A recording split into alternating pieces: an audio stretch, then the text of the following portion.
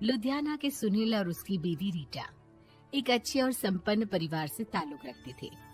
एक दिन रीटा की भाभी उसके घर आती है। रीटा, तुझे तो पता है तेरा भाई कुछ नहीं करता, ऊपर से 2 बच्चों की जिम्मेदारी, बेटी भी बड़ी हो गई है। तू तो बुआ है, कुछ मदद कर सकती है तो कर देना। कहाँ पैसे हैं भाभी, बस समझ लो किसी तरह हम लोग भी दिन काट रहे हैं। 2 ही तो कार है और मेरी बेटी भी बड़ी हो रही है। अब उसके लिए कार लेनी है तो 10 लाख का खर्चा तो लग ही जाएगा। तभी वहाँ सुनील आ जाता है। अरे शशि, क्या है, तू हमेशा पैसों के लिए परेशान क्यों रहती है? वैसे क्या जरूरत थी बेटी की शादी इतने बड़े घर में तय करने की? अरे पैसे नहीं थे तो ऐसे ही कर देती कहीं शादी। इतने बड़े होटल में क्यों कर रही है शादी? लेकिन यहाँ तो मामला शादी का है, डेट तय है। दरअसल तेरे भतीजे के पीएफ के पैसे आने हैं, पर उसमें देर हो रही है। जैसे ही पैसे आ जाएंगे मैं तेरे अकाउंट में डलवा दूंगी। ठीक है, हम लोग सोचकर बताएंगे। तभी वहाँ भतीजा आ जाता है। फूफा जी, आप लोग ही मदद कर सकते हैं, वरना तो कैसे काम होगा समझ में ही नहीं आ रहा। मैं वादा करता हूँ जैसे ही पैसे आ जाएंगे मैं आप लोगों को वापस कर दूंगा। हाँ भाई, ठीक है। अब देख भाई, हमारे लड़के तो सारा दिन घर पर पड़े रहते हैं, ना कमाते हैं ना कुछ कमाने की इच्छा रखते हैं। लेकिन चल, ये ले, कितने पैसे चाहिए? जी 4 लाख रुपए। ठीक है, लेकिन पैसे ध्यान से वक्त पर वापस लौटा देना। सुनील मुसीबत के वक्त बीवी के भतीजे की मदद तो कर देता है, लेकिन उन लोगों के जाने के बाद देख ले रीटा, तेरे मायके वालों ने मांगा तो दे दिया, वरना इन लोगों का मुझे कोई भरोसा नहीं है। अरे क्यों भरोसा नहीं है? इससे पहले तो कभी इन लोगों ने आपसे मदद भी नहीं ली। हाँ, ली तो नहीं, लेकिन पैसे की किल्लत ही रहती है ना इन लोगों के पास। अरे ठीक है ना, नहीं लौटा पाए तो भतीजे के ससुराल से निकाल देंगे। सुना है बड़े घर में शादी हो रही है। सुनील और रीटा पैसे तो दे देते हैं, लेकिन अगले रोज ही। हाँ भाई साले साहब, क्या हाल है? ठीक हूँ जीजा जी। क्या बात है, सालों बाद आपका फोन, जरूर कोई बात होगी, बताइए ना। अरे वो तेरी बड़ी भाभी आई थी, बेटी की शादी कर रही है ना, तो पैसे लेने के लिए मैंने दे दिए 4 लाख। सोचा भाई किसी गरीब की बेटी की शादी हो रही है, पुण्य मिल जाएगा। अच्छा किया जीजा जी, उनका बेटा बहुत मेहनती है, जल्द ही लौटा भी देगा। वहीं रीटा भी फोन करके हर किसी को पैसे देने की बात करती है। रीटा की भाभी शशि के पास उसके भाई का फोन आता है। तूने सुनील से पैसा लिया है क्या? नहीं भाई, सिर्फ बात की है, बोल तो रहा है कि दे देगा। वो लोग मदद करने वालों में से नहीं है, और मदद कर भी दे लेकिन समाज में गा गा कर हालत बुरी कर देते हैं। अब गाने दीजिए ना भाई, मैं क्या कर सकती हूँ, मेरे पास कोई ऑप्शन भी तो नहीं है। बेटी की अगले हफ्ते शादी जो है।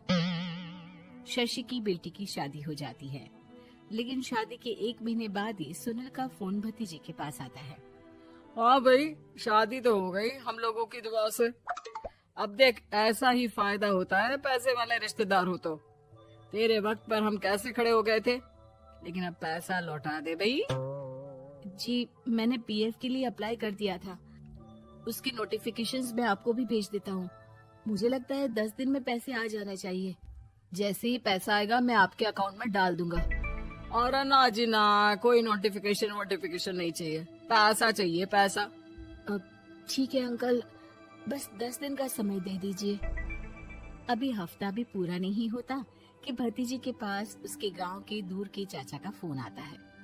अरे बेटा, क्या बात है, सुनील के कोई पैसे ले रखे हैं तो दे क्यों नहीं देता? हाँ चाचा जी, बात तो हुई थी, 10 दिन का वक्त मांगा है, उम्मीद है हो ही जाएगा। अरे फोन कर रहा है, रोज बता रहा था कि बेटी की शादी में मदद की थी। अब क्या है ना, भले ही शादी 10 दिन रोक देते, लेकिन सुनील से मदद नहीं लेनी चाहिए थी। याद है ना, मधु की मदद करके कितना बदनाम कर दिया था उसने पूरे घर को सोसाइटी में। हाँ चाचा जी, मैं भी यही सोच रहा था कि उन लोगों से मदद नहीं लेनी चाहिए थी। कई लोगों के फोन आ चुके हैं। वही रीटा अपनी भाभी को फोन कर देती है।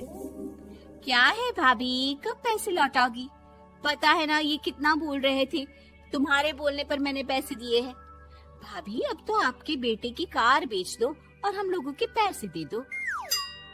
अरे लेकिन रीटा, बात तो 3 महीने की हुई थी ना, अभी तो 2 महीने भी नहीं हुए पैसा लिए, थोड़ा तो सब्र करो। नहीं नहीं भाभी, वैसे मेरा बेटा टिक्कू आ रहा है आप लोगों के घर रहने के लिए, उसको अच्छे से खिलाना पिलाना, समझी?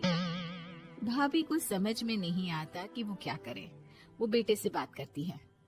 अरे माँ, इन लोगों से मदद लेकर सच में बहुत बड़ी गलती कर दी। मुझे खुद समझ में नहीं आता कि कैसे इन लोगों के पैसे जल्द से जल्द दे दूं। तभी डोरबेल बजती है और रीटा का बेटा टिक्कू घर में आता है। आओ बेटा, मामी के घर पहली बार आए हो रहने। आप पापा बोल रहे थे कि आप लोग पैसे का ब्याज तो दे नहीं पाओगे, तो तब तक मैं यहीं रह लूं। और हाँ, मैं एसी के बिना नहीं सो पाता। आप लोग अपना देख लेना और पैसे जल्दी लौटा देना, क्योंकि मैं थोड़ा जल्दी जाना चाहता हूँ। रीटा का फोन शशि के पास आता है। भाभी, पैसे कब तक दोगे? बेटी की विदाई के बाद शशि के घर का माहौल बिल्कुल बदल जाता है। वो हर वक्त बेटे से उसके पीएफ के पैसे पूछती, और पीएफ यानी कि सरकारी काम आजकल में पूरा 1 महीना और बीत जाता है। भाभी, मैं और ये अमेरिका जा रहे हैं, घूमने के लिए पैसों की बहुत जरूरत है। रीटा, मैं पूरी कोशिश कर रही हूँ कि जल्द से जल्द पैसे का इंतजाम कर दूं, लेकिन पक्का नहीं बोल सकती। तभी सुनील का फोन भतीजे के पास आता है। देख माना 3 महीने की बात हुई थी पैसे लौटाने के लिए, लेकिन अभी मुझे पैसों की काफी जरूरत है। मैं अमेरिका जा रहा हूँ, तो पैसे मैंने किसी से ब्याज में पकड़ लिए हैं। तू हर महीने 4 लाख का 20,000 ब्याज डाल देना मेरे अकाउंट में।